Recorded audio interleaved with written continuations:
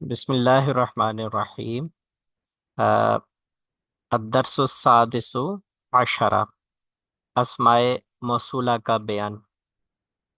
اس میں موصول کیا ہوتا ہے؟ موصول جو ہے نا، جیسے لفظ ہوتا ہے مقبول، قبول کیا ہوا، مقتول، قتل کیا ہوا، منصور، مدد کیا ہوا، محمود، حمد کیا ہوا، اس طرح موصول ملایا ہوا، یعنی ایسا اسم جو ملانے کا کام کرتا ہے۔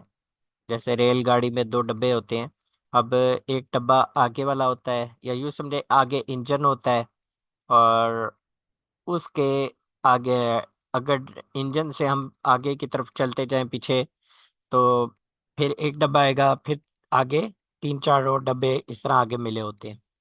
تو یہ جو ملانے والا ہوتا ہے نا، تو اس کو اس میں موصول کہہ لیتے ہیں۔ اسماء موصولہ، ملائے ہوئے اسماء کا بیان۔ جو اسم بعد والے جملے سے مل کر کلام کا جز بن جائے اسے اس میں موصول کہتے ہیں۔ جیسے اس میں موصول کے بعد والے جملہ آئے گا اس کو صلہ کہتے ہیں۔ اب آئیے یہاں مثال دیکھیں۔ مثال میں لکھا ہوا ہے جاء۔ جاء لفظ کیا ہے؟ یہ فعل ماضی ہے۔ الذی کیا ہے؟ اس میں موصول ہے، اور اس کے بعد ایک جملہ آ رہا ہے ناصرہ۔ اب توجہ دیجیے گا، اس جملے کا ترجمہ پہلے دیکھیں۔ جاء آیا وہ، الذی وہ جو کہ، اس کا الذی کا یا الذین یا الذین، ان سب کا ترجمہ ہوتا ہے وہ جو کہ۔ یہ اردو میں باب محاورہ آرام سے ترجمہ ہو جاتا ہے۔ ناصرہ، ناصرہ فعل ماضی ہے۔ اب آپ دوبارہ توجہ دیجیے گا، اس میں موصول بعد والے جملے سے مل کر، یہ اس میں موصول ہے، اس کے بعد والا جملہ، ان یہ اس میں موصول بعد والے جملے سے مل کر کلام کا جز بنے۔ جیسے مثال کے طور پہ ہم عام طور پہ اردو میں بھی ایسے استعمال کرتے ہیں۔ اب آپ کے گھر کے دروازے پر کوئی بچہ آتا ہے اور گیٹ بجاتا ہے، تو آپ نے دیکھ لیا، آپ آ کر بتاتے ہیں بچہ آیا ہے۔ اب محلے میں کتنے بچے ہیں؟ تو ہو سکتا ہے گھر والوں میں سے پوچھے کون سا بچہ آیا ہے، تو مثال کے طور پہ اب یہی بچہ کل آیا تھا اور کل کھیر دے کر گیا تھا آپ کے گھر۔ 11ویں شریف ہے، یہ کھیر لے لیں آپ، 11ویں شریف ہے یہ اس طرح کا۔ اب بالفرض ایسا ہوا معاملہ، تو آپ وہ سارا معاملہ دوبارہ یاد دلاتے ہوئے کہتے ہیں گیٹ پر وہ بچہ آیا ہے جس نے کل کھیر دی تھی، جس نے، وہ جو کہ، جس نے کل کھیر لایا تھا، یا وہ جو کہ۔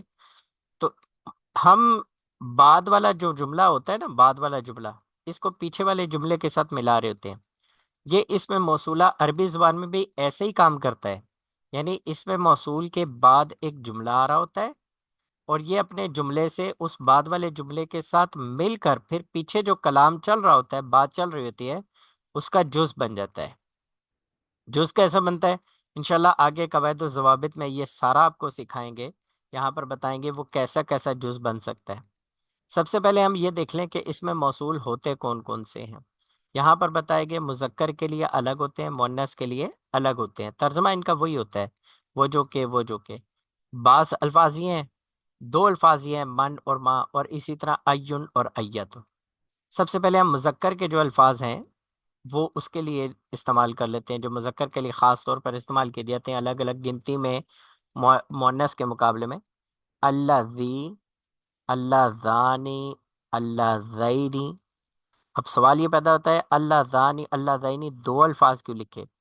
تو تھوڑے سے اسباق کے بعد انشاءاللہ آگے اعراب کا سبق آ رہا ہے، جس میں ہمیں بتایا جائے گا کہ ایک لفظ ہوتا ہے اس کی حالت رفعی یہ ہوتی ہے، ایک لفظ ہوتا ہے اس کی حالت نسبی یعنی نصب والی، جیسے زبر آ رہا ہوتا ہے نا، وہ زبر والی نسبی حالت یہ ہوتی ہے، اور ایک ہوتا ہے جری حالت۔ بس اتنا یہ لفظ ذہن میں رکھیں، اللہ زینی حالت نسبی جری ہے، اور جمع آتی ہے اس کی اللہ زینہ۔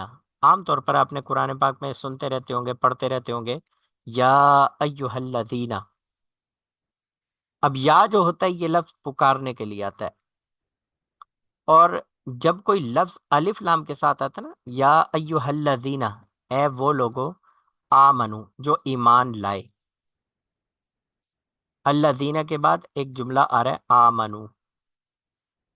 اب اگر حرف ندا میں چلے، خاص طور پہ ہم پڑھیں گے، توجہ دیجیے گا، یا جو ہے نا یہ ہوتا ہے پکارنے کے لیے، بلانے کے لیے، اور انشاءاللہ چلے یہ حرف ندا میں جا کے تفصیل سے پڑھیں گے، اس سے ہمارا کچھ عقیدہ بھی مضبوط ہوگا۔ یہاں پر اس سبق تک رہتے ہیں۔ الذی، اللذانی، اللذینی، الذین، الاولی۔ کوشش کریں اگر آپ میں سے جس کو یہ یاد ہو جائے، 3 بار ہم مل کر پڑھتے ہیں، پھر آپ مجھے سنا دیجئے۔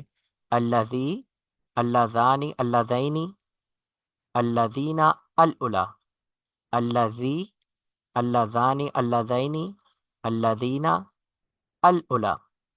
کوشش کریں اگر جس کو زبانی یاد ہو گیا وہ سنائیے۔ الذی، اللذانی، اللذینی، الذین، الاولی۔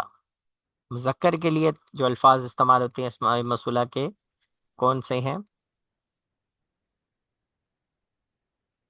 الذی، اللذانی، اللذینی، الذین، الاولی۔ ماشاء اللہ۔ آئیے آپ انیس پہ یا بلال بھائی سنائیں گے؟ جی استاد جی، بسم اللہ الرحمن الرحیم۔ الذی، اللذان، اللذین، الذین، الاولی۔ ماشاء اللہ۔ انیس پہ آپ سنائیں گے؟ جی جی السلام علیکم ورحمۃ اللہ وبرکاتہ۔ وعلیکم السلام ورحمۃ الذی، اللذانی، اللذینی، الذین، الذین، الاولی، ماشاء اللہ، الذین، الذین، الاولی، الذی، اللذانی، اللذینی، الذین، الاولی۔ ترجمہ ان کا وہی ہے، بس ابھی وہ جو کہ۔ جی جی، بس اب یہاں پر دوسرے نمبر پہ جو لکھا ہو، اس کے نیچے نون کے نیچے زیر تو نہیں سامنے نظر آ رہی؟ یہ دیکھیں، اللہ جی اللذانی، کے نیچے زیر، اللذینی، اس سے پیچھے والے پہ نیچے زیر تو پھر نظر نہیں آ رہی۔ سمجھا نہیں میں، کس پہ زیر آ رہی؟ دوسرا جو حرف لکھا ہوا ہے اس کی میں عرض کر رہا ہوں، اس کے بارے میں رہنمائی فرمائے۔ اس کے نیچے زیر ظاہر تو نہیں ہے؟ صاحب یہ کہہ رہے ہیں کہ اللذانی ہے، اس کے نیچے زیر نہیں ہے نون کے نیچے۔ اچھا اچھا، یہ چلیں آپ کو میں بتا رہا ہوں تو اس لیے آپ اس طریقے سے بھی یاد کر لیں۔ تھوڑا سا آگے چل کے جب تثنیہ پڑھیں گے نا، تثنیہ لفظ کیا ہوتا ہے یا تثنیہ کا اعراب کیا ہوتا ہے، وہاں پر انشاءاللہ آپ سمجھ جائیں گے تھوڑے سے۔ جی لبیک۔ یاد کر لیجیے، الذی، اللذانی، اللذینی، الذین، الاولی۔ آگے دیکھیں مؤنث کے لیے یہ الفاظ استعمال ہوتے ہیں، اللتی، اللتانی، اللتینی، اللاتی، اللواتی، اللاتی، اللواتی، اللتی، اللتانی، اللتینی، اللاتی، اللواتی، اللتی، اللتانی، اللتینی، اللاتی، اللواتی۔ ان کا ترجمہ بھی ہوتا ہے وہ جو کہ۔ ایک تنبیہ فرما رہے، کہہ رہے من اور ما بھی اس میں موصول ہوتا ہے، اور یہ یہاں پر تو آپ نے یہ کیا نا کہ واحد مذکر کا لیے یہ لفظ لائیں، واحد مؤنث کے لیے یہ لفظ لائیں، لیکن من اور ما یہ وہ الفاظ ہوتے ہیں کہ جن کے لیے واحد، تثنیہ، جمع، مذکر، مؤنث سب کے لیے یہ استعمال ہوتے ہیں۔ جیسے یہاں پر کہا گیا کہ مثال دی، اکرمتو من جاؤنی، من جاؤ۔ اب یہاں پر اس کا ترجمہ یہ بن رہا ہے، اکرمتو، میں نے عزت کی۔ یہ باب افعال سے واحد متکلم کا صیغہ ہے، اکرما سے گردان جب بنے گی تو اکرمتو افعلتو بنے گا۔ میں نے عزت کی، کس کی عزت کی؟ من جاؤنی، ان سب کی عزت کی جو میرے پاس آئے۔ اب یہاں پر اگر آپ غور کریں، من کی طرف جو یہاں پر جاؤ، یہ جمع کا صیغہ ہے، جمع مذکر غائب کا صیغہ ہے۔ اس میں ہم ضمیر ہوتی ہے جو، یا واو ما قبل مضموم ضمیر ہوتی ہے جو پیچھے کی طرف لوٹ رہی ہے۔ ان سب کی میں نے عزت کی جو میرے پاس آئے، من ان کے لیے اس میں موصول بن رہا ہے۔ اگر لغوی ترجمہ کریں گے تو یوں کریں گے، میں نے عزت کی، عزت کی میں نے، من ان سب کی وہ جو کہ جاؤنی میرے پاس آئے۔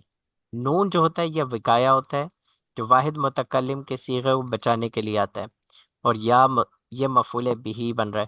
کل ہم نے اس سے پہلے سبق میں ہم نے ضمیر پڑھی تھی، اگر آپ یاد کریں پورے فعل کے بعد جو ضمیر ہوتی ہے وہ کون سی حالت میں ہوتی ہے؟ حالت رفعی میں ہوتی ہے، حالت نصبی میں ہوتی ہے، یا حالت جری میں ہوتی ہے؟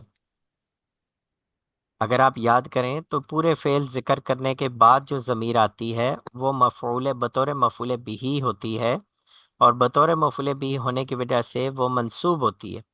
اچھا یہاں غور کریں، ضمیر دو طرح کی ہوتی ہے، ملی ہوتی ہے یا جدا ہوتی ہے۔ یہ یا ضمیر جو ہے جا او نی، جا او پورا فعل ہے، اور نی میرے پاس آئے۔ اب یہاں پر یہ ضمیر ملی ہوئی ہے، متصل ہے، تو اب اس ضمیر کو ہم نے پہچان لیا، اس ضمیر کا نام ہوگا ضمیر منصوب متصل۔ جی آپ کو بات سمجھ آ رہی ہے؟ جی استاد جی۔ ماشاء اللہ۔ آئیے دوسری مثال دیکھیں، اشترا زیدن، زید نے خریداری کی۔ اشترا یہ فعل ماضی ہے، صیغہ واحد متکلم، لیکن باب افتعال ہے، ثلاثی مزید فی سے، ثلاثی مجرد سے علاوہ سے یہ باب آتا ہے۔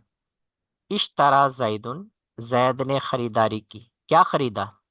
مشتراہ بکرن، جو بھی بکر نے خریدا زید نے وہی خریدا۔ اب لغوی ترجمہ کرے تو یہ بنے گا اشترا زیدن، زید نے خریدا، ما اس چیز کو، اشتراہ بکرن، بکر نے خریدا اس کو۔ اب ہو ضمیر جاری ہے ماں کی طرف، لفظ ماں موصولہ ہے۔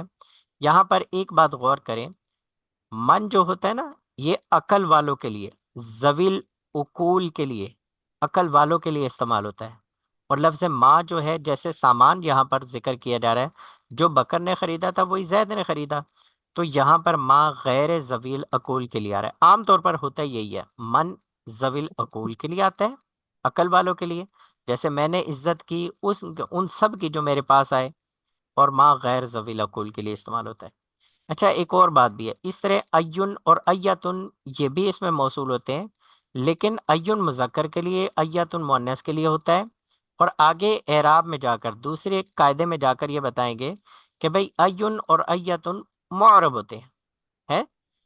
اب آپ تھوڑے سے حیران ہوں گے، ہم سبق پڑھیں اسماء موصولہ، اور غور کریں اسماء موصولہ اس میں متمکن کی تعریف سے ہے، اور اس میں متمکن وہ ہوتا ہے جو مبنی نہیں ہو، وہ معرب نہیں ہوتا، اعراب قبول نہیں کرتا، وہ تو مبنی رہتا ہے۔ تو اس میں ایسے بھی اس میں موصول ہیں، ایسے بھی حرف آ رہے ہیں، ایسے بھی الفاظ آ رہے ہیں کہ جو معرب ہوتے ہیں۔ تو جی ہاں، یہاں پر ان کو معرب اس لیے کہا گیا بے اعتبار کثرت کے کہ یہ عام طور پر یہ جو ہے نا، اس کے سارے الفاظ کم و بیش یہ سب مبنی الاصل کے مشابہ ہوتے ہیں، لیکن دو الفاظ آپ کو واضح طور پر بتائے گئے کہ ایون اور ایتن یہ معرب ہوتے ہیں۔ اب آئیے ان کے استعمال کا طریقہ کیا ہوتا ہے۔ پہلے ایون اور ایتن یہ مذکر مؤنث کے لیے جو استعمال ہوتے ہیں، ان کی مثالیں دیکھ لیں۔ جا آئے، ایہم ان میں سے، وہ ہوا عالم کہ جو عالم ہے، جاءت ایتہن ان میں سے وہ آئی، یا عالمۃ جو عالمہ ہے۔ قواعد و فوائد دیکھیے، صلہ ہمیشہ جملہ ہوتا ہے، جب ہم نے ذکر کیا اس میں موصول کے بعد جملہ ہوگا، وہ جملے کو صلہ کہتے ہیں، تو کہا کہ صلہ ایسا نہیں ہوتا کہ وہ مفرد ہو جائے یا مرکب ناقص ہو جائے، صلہ ہمیشہ جملہ ہوگا۔ اچھا، اور جملہ ہوگا تو اس میں اس موصول کے مطابق ایک ضمیر کا ہونا ضروری ہے، جسے عائد کہتے ہیں۔ دوبارہ اوپر دیکھیں، اب یہاں پر آپ نے پہچاننا ہے، جا الذی نصارہ، اب یہاں پر آپ نے کہا الذی، یہ مذکر اور واحد کے لیے استعمال ہوتا ہے، اس کی وجہ سے جو ہم فعل لے کر آئے جس میں مذکر اور واحد کی ضمیر آئے گی، وہ ناصرہ لے کر آئے۔ ناصرہ میں ہوا ضمیر مستتر ہوتی ہے نا، آپ کو یاد ہے نا، فعل ماضی کے اندر صرف دو الفاظ ایسے ہوتے ہیں، دو صیغے ایسے ہوتے ہیں جن میں ضمیر مستتر ہوتی ہے، باقی سب میں بارز ہوتی ہے، ظاہر نظر آ رہی ہوتی ہے۔ مستتر جس میں پوشیدہ ہوتی ہے، واحد مذکر حاضر، اور واحد مؤنث، مذکر غائب اور واحد مؤنث غائب کا صیغہ ہوتا ہے، اس میں ہوا اور ہیا ضمیر ہوتی ہے۔ اب آپ سمجھے، یہاں پر جا الذی نصرا تثنیہ کا صیغہ کیوں نہیں لے کے آئے، یا جا الذی نصرو جمع کا صیغہ کیوں نہیں لے کر آئے؟ آپ میں سے کوئی بتا سکتے ہیں؟ جو جملہ بنے گا اس کو صلہ کہتے ہیں، اور صلے میں ایک ضمیر ہوگی جسے عائد کہتے ہیں، اور وہ موصول کے مطابق ہونی چاہیے. کیا خیال ہے؟ صلہ ہمیشہ کیا ہوگا؟ جملہ ہوگا. صلہ ہمیشہ جملہ ہوگا. جی، صلہ ہمیشہ جملہ ہوگا. اور اس جملے میں اس میں موصول کے مطابق ایک ضمیر کا ہونا ضروری ہے، جس ضمیر کو عائد کہتے ہیں. اگر ایسا ہے کہ عائد اگر صلے کے شروع میں ہو تو اسے صدر صلہ بھی کہتے ہیں.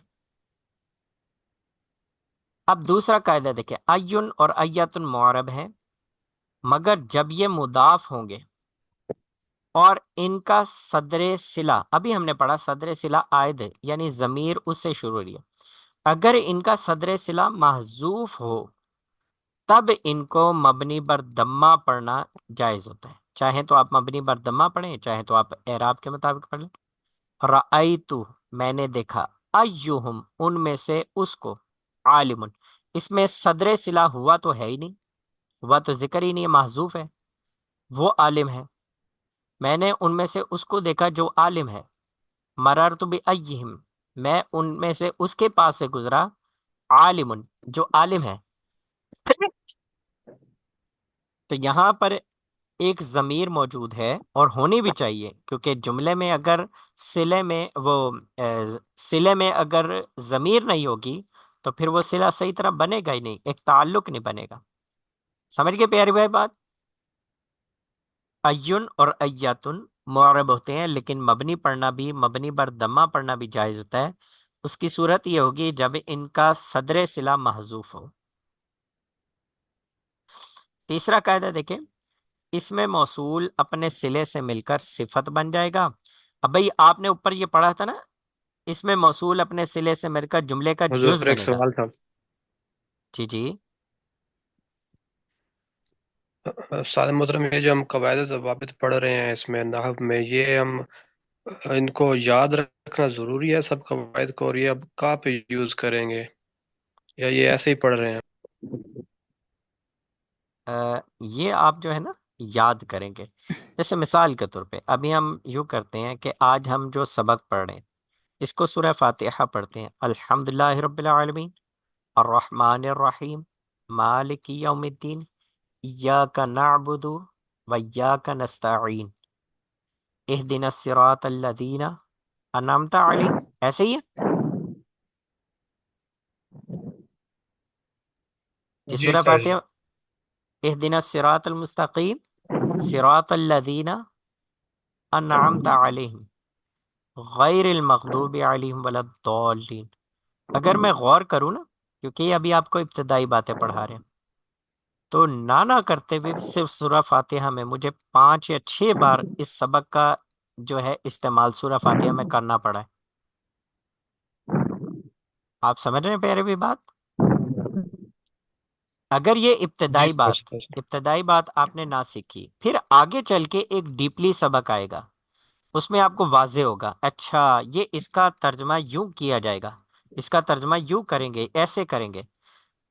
تو پھر اگر آپ نے یہ سبق نہیں سیکھا تو وہ سبق کیسے آئے گا؟ چلیں وہ سبق آ بھی گیا، پھر پریکٹس جب کریں گے تو پھر اب آپ کو سمجھ آئے گی، اچھا یہ معنی ہے سورہ فاتحہ کا. تب آپ کو یہ ضروری نہیں ہوگا کہ آپ اپنی مادری زبان پشتو ہے، سندھی ہے، اردو ہے، بلوچی ہے، اس میں اب آپ جو ہے نا وہ خود ترجمہ کر رہے ہوں گے سورہ فاتحہ کا، کیونکہ قاعدے قانون آپ جانتے ہیں. آپ سمجھے بات؟ دیکھیں ابھی مجھے انگلش نہیں آتی یا چائنیز زبان نہیں آتی، اور آپ کو اگر انگلش یا چائنیز زبان آتی ہے تو میں آپ کے پاس لکھ کے آؤں گا کہ یہ پیراگراف میں کیا لکھا ہوا ہے، آپ مجھے پڑھ کے سمجھا دیں گے.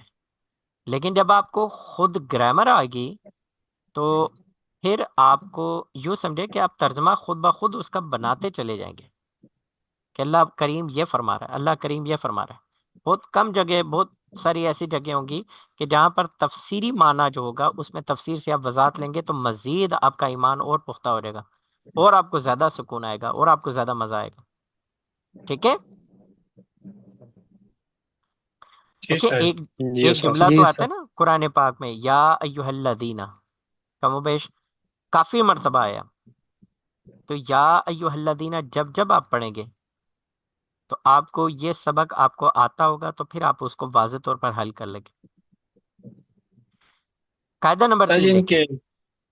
جی ان جی کے سوال کا ویسے آسان سا جواب تو یہ بھی ہے کہ یہ چیزیں یاد کرنی اس لیے ضروری ہیں، پہلے تو ظاہر ہے جب یہ امتحانات ہوں گے تو ان چیزوں نے پیپرز میں ممکن آنا ہے، اور دوسرا کل جب آپ کہیں تدریس کی سیٹ پہ بیٹھتے ہیں تو تب آپ کو ان چیزوں کا علم ہونا انتہائی ضروری ہے کہ آپ کو ایک تو جب آپ ترجمہ پڑھاتے ہیں یا کوئی بھی کتاب پڑھائیں گے عربی کی تو اس میں ان چیزوں کا آنا اور پتہ ہونا یہ انتہائی اہم ہے۔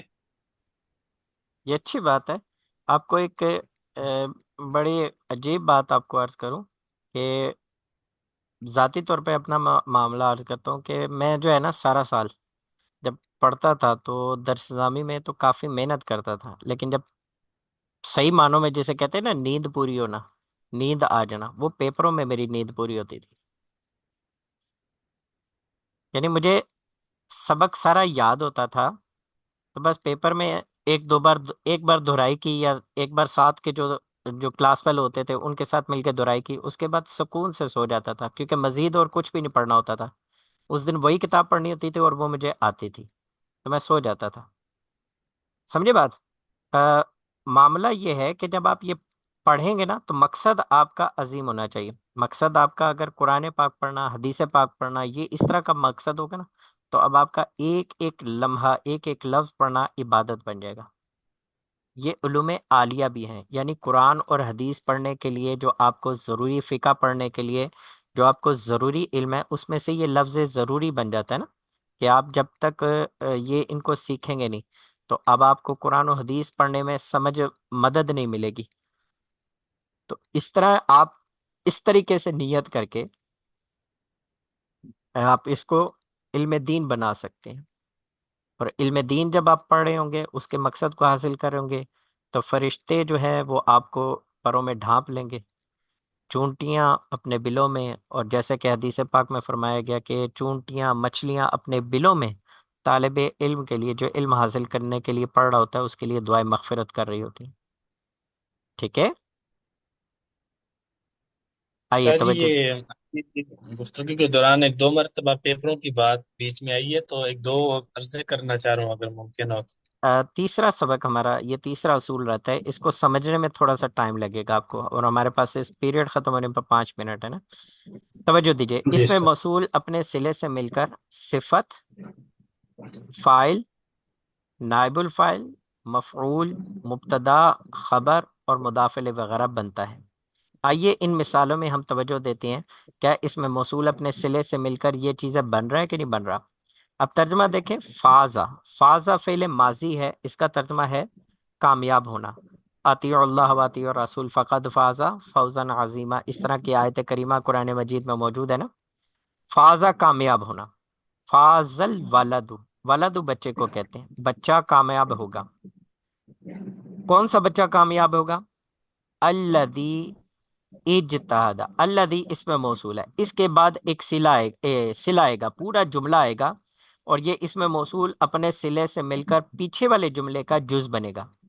اب پیچھے والے جملے کا جز کیسے بنے گا؟ یہاں پر پورا صفت بن رہا ہے، اچھی بری حالت بیان کر رہا ہے، یعنی ایسا بچہ کامیاب ہو گیا جس نے محنت کی تھی۔ اب یہ لفظ جو جس نے محنت کی، اس کی اچھی یا بری حالت بیان کر رہا ہے، صفت بیان کر رہا ہے۔ تو یہاں پر آپ نے توجہ دی کہ اس میں موصول اپنے صلے سے مل کر جملے کے لیے، پچھلے والے جملے کے لیے صفت بن رہا ہے۔